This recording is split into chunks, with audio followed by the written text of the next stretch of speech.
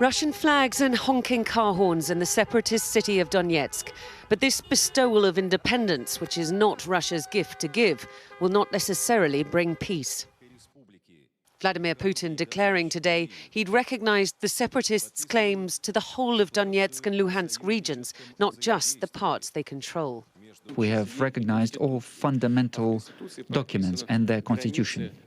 And constitution determines the borders of Donetsk and Lugansk regions, while they were part of Ukraine. But we are counting on resolution of all these differences.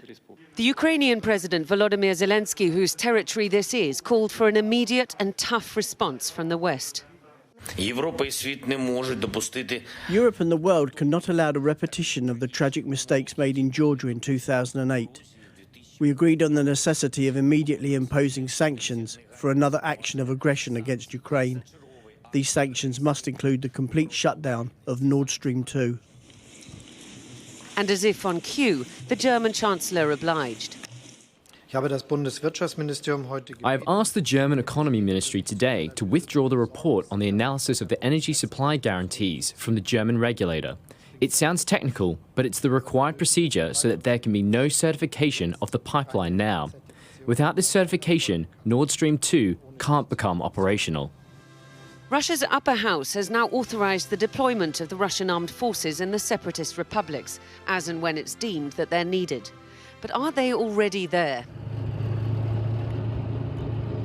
Unmarked military convoys on the roads of the republics last night, though not much to go on beyond these pictures.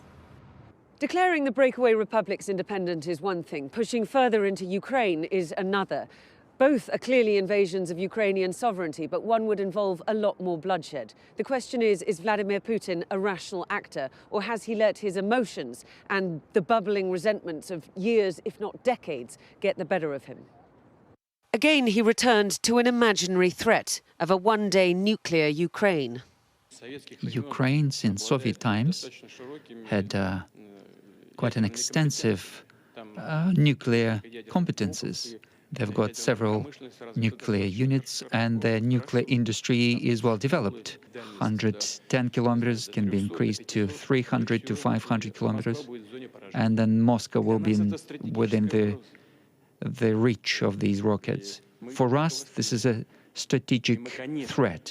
Ukraine gave up its nuclear weapons 30 years ago in exchange for security assurances from the likes of Russia. President Putin first broke those promises 8 years ago in Crimea, and he continues to trample on them now.